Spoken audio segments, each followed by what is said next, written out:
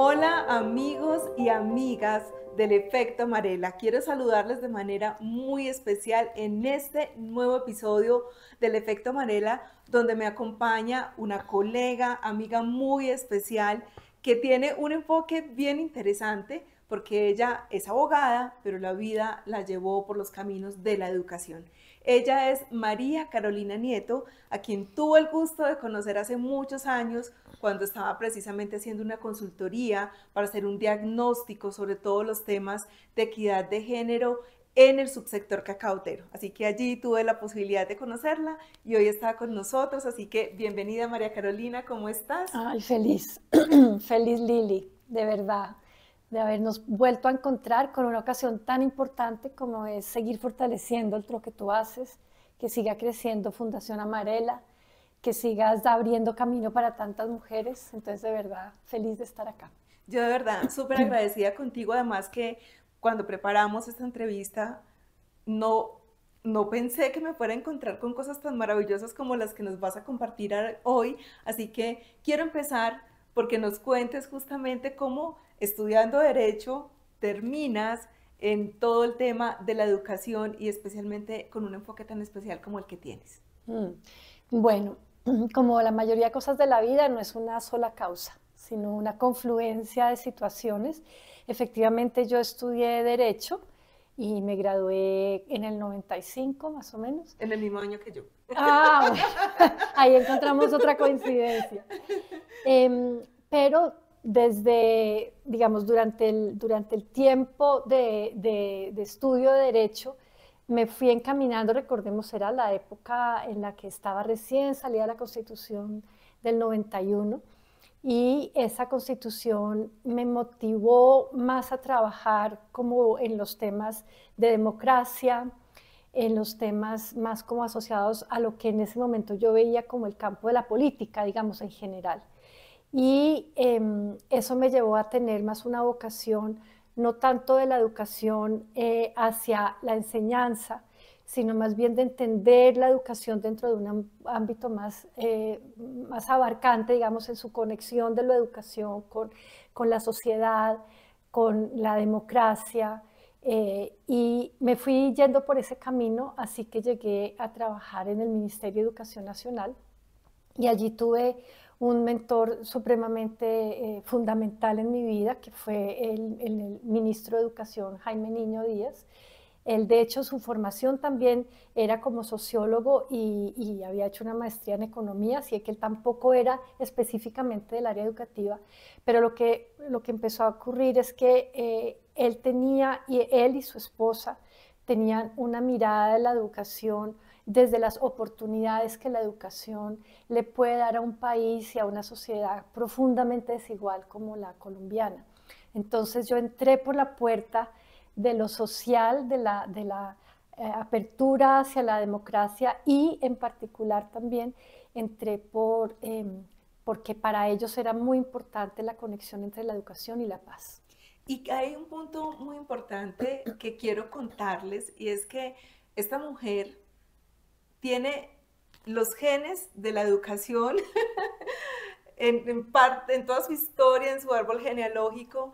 Me llama mucho la atención eso que conocí y esa historia tan hermosa sobre que tu abuelo paterno fue el fundador del primer colegio enfocado en la educación femenina en la Ubita, Boyacá. Cuéntame esa historia y eso cómo influye Sí, en tu eso es vida. maravilloso. Por eso decía que hay como una confluencia por una parte de toda esa parte de estudio profesional, pero definitivamente está en la sangre.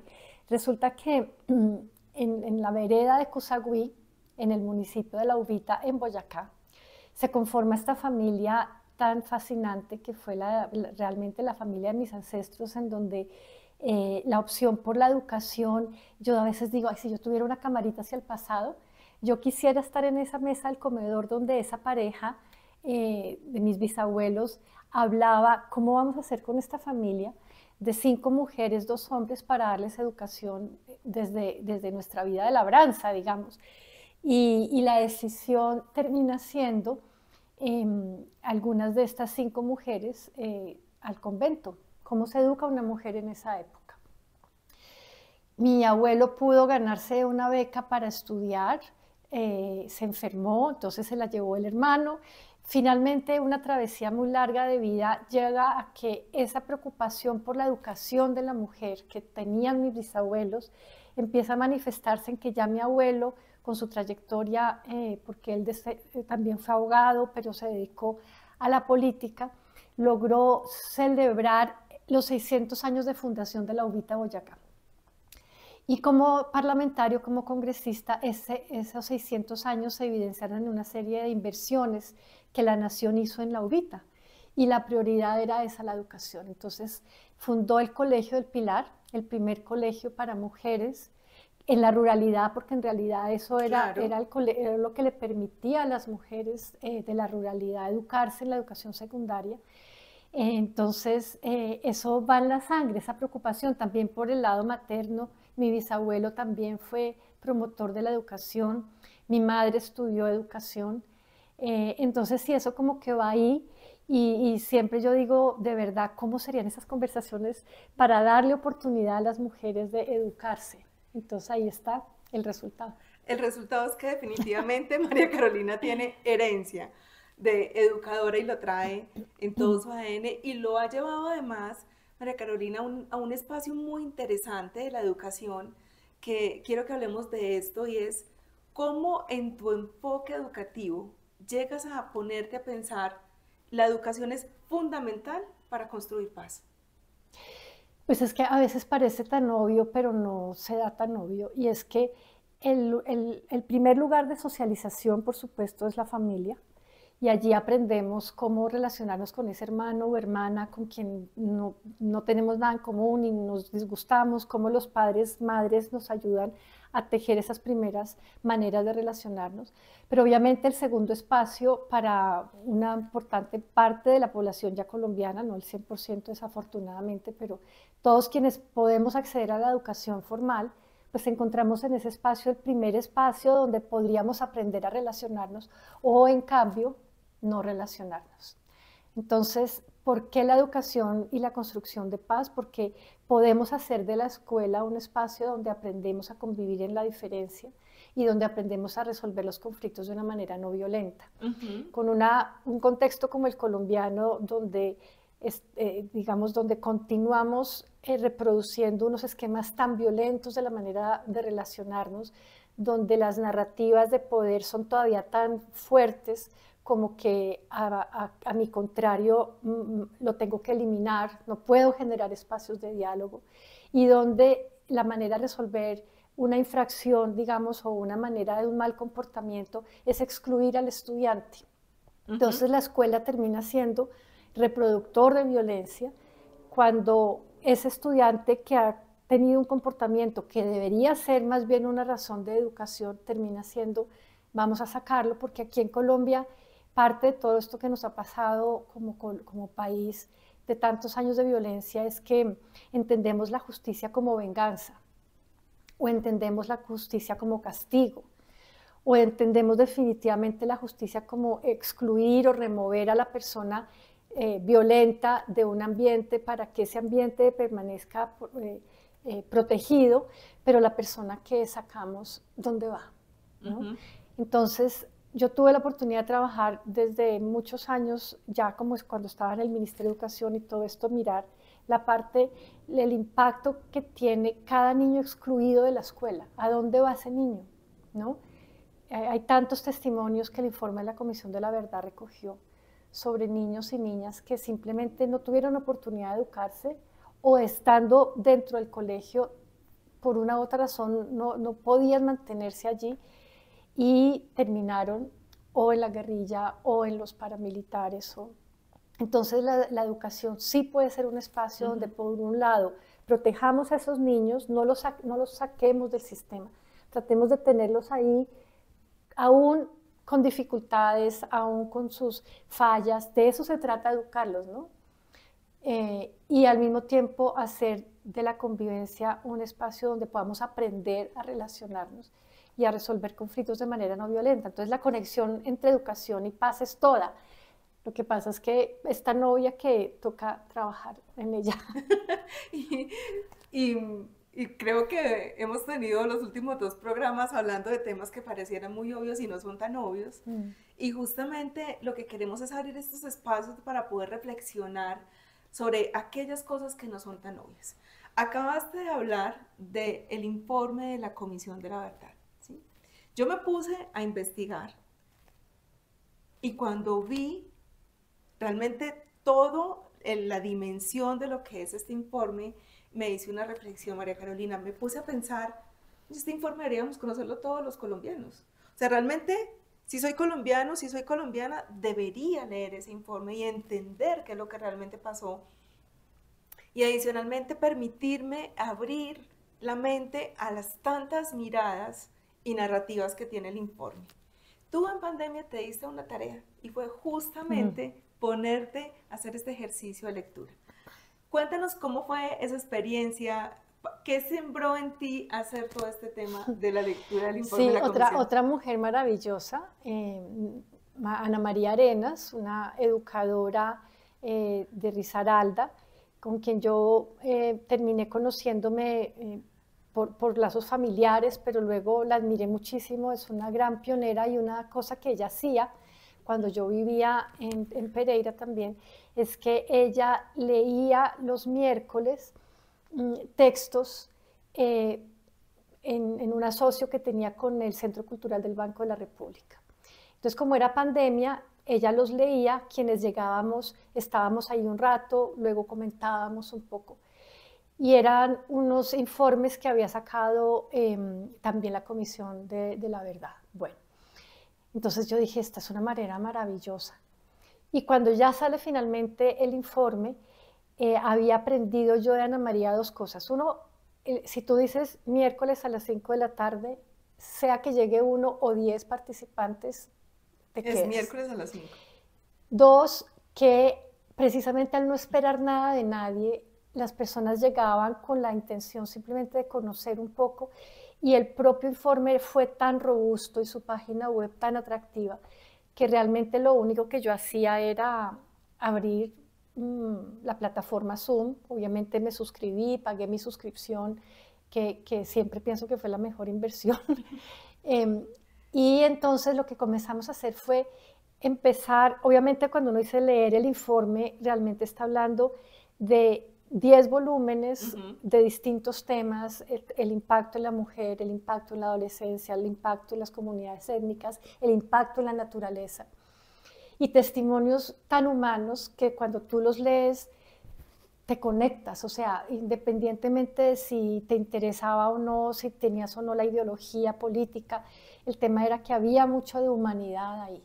Entonces lo que hacíamos, lo que fuimos creando fue un espacio para conectarnos a un nivel humano muy profundo con una pregunta que hizo la comisión y es, ¿dónde estabas tú mientras esto pasaba? ¿No? Y no para hacer un juicio, sino para darnos cuenta de, ahora es la oportunidad de conocer esa historia. Entonces fue una experiencia maravillosa. Yo hace una semana me encontré con otra de nuestras colegas, porque tú estuviste en varias sesiones de esas. Adira es una mujer increíble, ella no faltaba una, de hecho me reemplazó en algunas lecturas y nos conocimos ahí y por primera vez nos vimos en persona hace una semana. Wow. Entonces hice amistades maravillosas y me di cuenta de lo importante que es, como tú dices, conocerlo, acercarnos, hacer memoria. No podemos seguir siendo un país sin memoria. Nos equivocamos cada 3 pasos porque no conocemos la historia. Entonces, gracias a la Comisión de la Verdad, que nos dio tantos muy buenos recursos, eso fue posible. Pues mira que es muy lindo lo que acabas de decir, de que no podemos seguir siendo un país sin memoria. Yo creo que una de las cosas que a mí más me impactó y me movió fuerte digamos, de todo este tema de paz en nuestro país es justamente ese espacio que se creó aquí en el centro de Bogotá, donde con las armas que se funden, hicieron todo un piso de todo un escenario. Una artista mujer, Doris Salcedo. Claro, Doris Salcedo, y cuando yo pisé este sitio y pisé ese piso, ese golpe de sentir como esto contaba toda una historia, ¿no? y de escuchar además en el documental cuando las mujeres que justamente están sanando, ayudando a hacer pues toda esta obra, yo decía, en este país todos tenemos que entender qué fue lo que pasó y seguirlo entendiendo y seguirlo compartiendo, porque además muchas de esas cosas sucedieron en la ruralidad, donde están nuestras mujeres rurales. ¿Cómo ha sido para ti este entendimiento desde los estudios que también has hecho sobre todos los temas de equidad de género? Lo hiciste para el sector, para el subsector cacaocultor, pero también para el palmicultor, y de alguna manera estuviste cerca también de las mujeres caficultoras. Este entendimiento, esta comprensión entre equidad, igualdad, educación en la ruralidad, ¿cómo se te empieza a mezclar todo esto? Sí, como tú dices, lo primero es como uno tener una aproximación a qué es eso que tú llamas la ruralidad, porque es que por supuesto es tan diverso. Y muchos de quienes hemos vivido más en la ciudad que en el campo, pues no entendemos qué es eso. Nos dicen rural y nos imagina, sí, una montaña, un río, ¿no? Tan bucólico, tan bonito, y resulta que no nos damos cuenta, que creo que fue lo que pasó cuando Colombia se enfrentó a la decisión de sí o no a un acuerdo de paz. Es que había una Colombia en 4 ciudades que no tenían idea de qué era la vida fuera de esas 4 ciudades, donde había ese hermoso paisaje, pero también degradado, porque es la naturaleza la que ha sido muy fuerte impactada con el conflicto armado, pero también que no sabíamos, no entendíamos cómo es que es la vida en la ruralidad, distinto a, como te digo, la idea romántica de un paisaje precioso y un lago o un río de aguas transparentes. Entonces, acercarse primero, que todavía por supuesto no es para mí ninguna labor cumplida, ni mucho menos, pero poder entender que ese había sido sobre todo un espacio de un gran abandono, ¿no? de un gran abandono y de una gran impotencia frente a ese conflicto que no venía de parte de quienes poblaban esos territorios, sino que terminaban siendo normalmente, y estas palabras, pues la palabra víctima, digamos, no es exactamente la que quisiera usar, pero fueron terminando siendo sujetas de esas confrontaciones y esas disputas por el territorio y por el poder y por los recursos que estaban ahí. Entonces, ¿qué hicieron y qué vimos en el informe de la comisión y cuál ha sido mi posibilidad de acercarme un poco a esos testimonios, ya a esas mujeres en viva voz? Es como muchas de estas mujeres, o en su rol de maestras, o en su rol de madres, o en su rol de labradoras, o en su rol de cuidadoras, o en su rol de empresarias, tuvieron que soportar y no dejar romper del todo ese tejido social. ¿No? ¿Qué hacían ellas? Parece absurdo, pero llevar al niño a la escuela todos los días ya era una tarea de resistencia cuando estaba la preocupación de si el niño o niña podía ser afectado. Sí, es que se llamaban los reclutamientos. Sí, claro. En el informe de la verdad hay textos muy impresionantes de cómo esas mujeres de verdad arriesgaban todavía la tensión entre llevo a mi hijo a la escuela o no. Mujeres maestras, porque además recordemos que el magisterio colombiano en una gran proporción es un magisterio femenino, y en la ruralidad más, ¿no? Esas mujeres, yo tuve la oportunidad de trabajar con educadores rurales el año pasado en todos los municipios ribereños del Atlántico, del oriente, del río Magdalena, y escuchaba mujeres que realmente acogían niños y niñas en su escuela porque sus hogares habían sido desbaratados por la violencia, y no la violencia intrafamiliar, estoy hablando realmente de mujeres que habían tenido que dejar a los hijos porque el padre estaba desplazado, porque la madre estaba... entonces, son maestras que han tenido que acoger esos niños y que han podido cumplir una doble función de enseñanza y de cuidado, ¿no? Que no han tenido un discurso digamos, de que yo soy maestra y entonces yo no cuido, ¿no? Porque es que estos niños y niñas requieren que alguien salga al encuentro, ¿no? Que alguien salga al encuentro. Entonces, lo que hemos visto es que estas mujeres han tratado de sostener un tejido social que pudo haber sido profundamente fracturado y que fue por la violencia en sus distintos roles. Y es que yo te escucho y yo digo, pues, ¿cómo no llegar a cultivar paz? Sí. Sí, o sea, es tu vida, Mm. es tu vida misma la que te ha ido llevando, encaminando, encauzando la herencia, las oportunidades, el haber podido estar fuera del país, trabajar con organismos multilaterales, todo lo que sé que ha sido tu hoja de vida y tu recorrido para terminar diciendo, voy a fundar una organización no gubernamental que se llama Cultivar Paz. Y ahora diriges Cultivar Paz y cuando entro a la página web, que les invito a que la revisen, veo esta sonrisa de estos chicos, de estas chicas, de los maestros dando testimonios. Contémosle a todas las personas de Efecto Amarela entonces qué es Cultivar Paz y cuál es ese sentido profundo que le estás dando a esta organización. Bueno, sí, es muy, muy lindo. Primero, el nombre nació de una caminata con nuestra hija Isabela,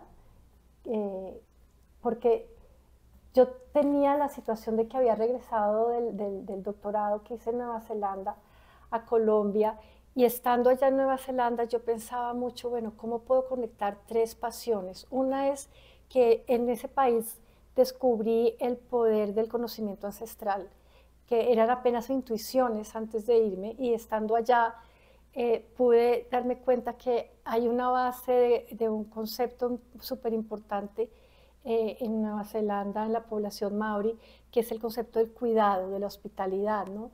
Y del cuidado y la conexión con la naturaleza. Y volviendo a los ancestros, el tema del cultivo para mí era súper importante. Entonces yo quería trabajar en hacer de las escuelas espacios de cultivo de paz, pero en realidad el nombre no era un nombre hasta que tuvimos esa oportunidad, esa caminata, y yo le agradecí mucho a Isabela que trabajamos muchas ideas de nombres hasta que salió el cultivo de la paz. Entonces, definitivamente la paz hay que cultivarla porque no se da gratuita, máximo en un contexto de violencia como el que hemos vivido, donde la ley del más fuerte se impone, donde propagandas que existieron hace unos años desde el propio Estado y el gobierno decían el que la hace la paga, ¿no? Transmitiendo una narrativa totalmente contraria a la idea de cómo cultivar la paz.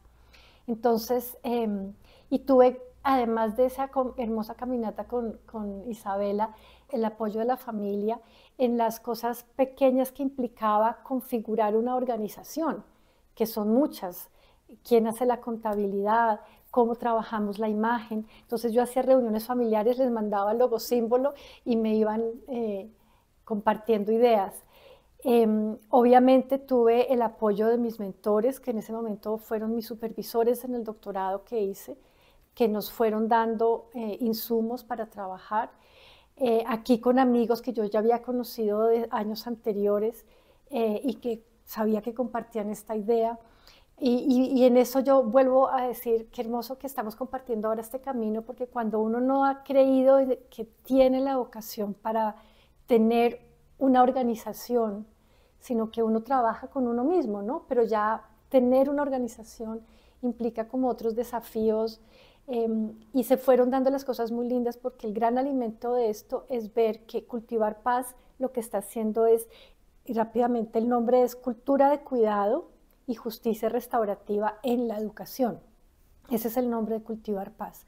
Cultivar Paz, Cultura de Cuidado y Justicia Restaurativa en la Educación. Entonces, allí el centro es la escuela y específicamente los maestros, que son los primeros cultivadores de esa paz, ¿no? Donde ellos y ellas que fueron quizás ellos mismos sujeto de violencia en alguna época, transforman su mirada hacia la educación, hacia su rol como docentes trabajamos en el cultivo interior también, en la paz interior de esos maestros y maestras, para que puedan ser agentes de transformación en una escuela que de otra manera seguiría reproduciendo la misma forma violenta de la sociedad. Sí. Auguro un impacto y deseo profundamente como colombiana que Cultivar pueda llegar a muchas escuelas, a muchos colegios, a muchas universidades con este enfoque de crear esos escenarios para cultivar la paz desde el interior. Además que yo digo, pues ya se dieron cuenta, uno escucha a esta mujer, lo que transmite, su paz y todo lo demás. Dato, ella también está certificada como maestra de yoga, entonces pues ya podemos entender de dónde viene todo esto tan hermoso, pero voy a regresar a la pregunta y es, justamente Cultivar Paz está muy enfocado en todos los temas que tiene que ver con la parte de la salud mental y emocional, y Amarela está muy enfocada en los temas de cultivar el poder y la belleza interior de las mujeres. Todo es una coincidencia linda, bella. ¿Cómo ves que se unen estos dos enfoques, María Carolina? ¿Cómo ves que las mujeres, desde Cultivar Paz, pero también desde Amarela, que también tiene un enfoque muy marcado en la educación, porque también estamos sumamente convencidos de que a través de la educación es que vamos a lograr desarrollar todo este potencial que tienen las mujeres rurales? ¿Cuál es tu visión entonces de estos dos encuentros? Bueno, creo que días antes, preparando nuestra conversación de hoy, decíamos que un concepto fundamental es que primero va la paz mental y luego la paz social. Digamos, no es así tan determinante, pero en realidad, si nosotros trabajamos en nosotros mismos, que cada uno de nosotros tiene muchísimo trabajo que hacer, porque, pues, por supuesto, venimos a esta dimensión, a esta tierra, con muchos condicionamientos de familia, de cultura, de escuela, ¿no? Y pues personalidades. Entonces sí tenemos que trabajar en nosotros mismos para continuar en el esfuerzo cotidiano de observar cómo nuestras propias conductas de pronto pueden darnos más tranquilidad en la medida que nos relacionamos mejor con otros, ¿cierto?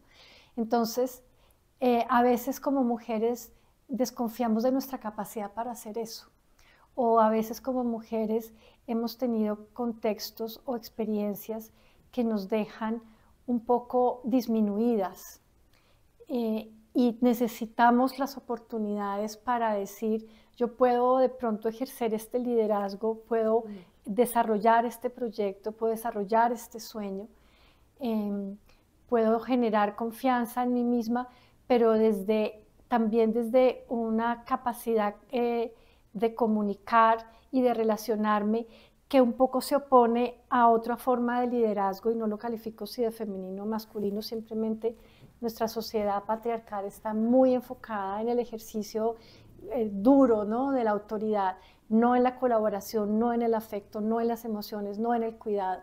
Entonces yo creo que donde nosotras definitivamente espero también con mucha emoción que podamos trabajar juntas es trabajemos en que las mujeres se permitan, ¿no?, se permitan trabajar en sí mismas con una proyección social, con un posicionamiento también crítico y transformador de sus contextos, y que para lograrlo no necesitan imponer la fuerza, no necesitan buscar la ley del más fuerte, no necesitan seguir la ley del atajo, sino que ellas mismas, cultivándose, pueden contribuir al cultivo de la paz, al cultivo de la tierra, al cuidado de la naturaleza. Entonces vamos a ir, estoy segura que vamos a encontrar muchos caminos. Muchas sinergias. Yo también estoy convencida de eso, y estaremos dando noticias seguramente más adelante de esta sinergia, de esta integración entre Cultivar Paz y Amarela. María Carolina, yo quiero agradecerte, de verdad. Sé que tu agenda casi no logramos concretar esta entrevista, pero muchas gracias por estar aquí, gracias por esa contribución, ese aporte tan hermoso que estás haciendo a la ruralidad, que sé que cuando vas allí también tu sensibilidad hacia lo femenino se manifiesta y conectas con estas docentes rurales, con los hombres a quien también les ayudas repensarse, a mirarse de otras formas, porque necesitamos tanto hombres como mujeres pensándonos de manera distinta. Así que muchas gracias por haber estado acá. Gracias a ti y adelante con Amarela, que es un proyecto demasiado importante en Colombia y que seguramente cada vez va a reunir más y más amigos, aliados, voluntarios y vas a ver que esto despega como ya ha despegado, pero con mucha más fuerza. Muchísimas gracias a todas las personas que nos han venido acompañando en el Efecto Amarela, episodio tras episodio.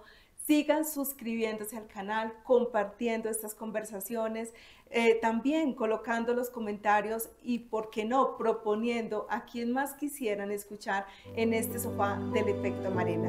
Les envío un saludo muy especial y nos vemos en el próximo episodio. Un abrazo desde el corazón.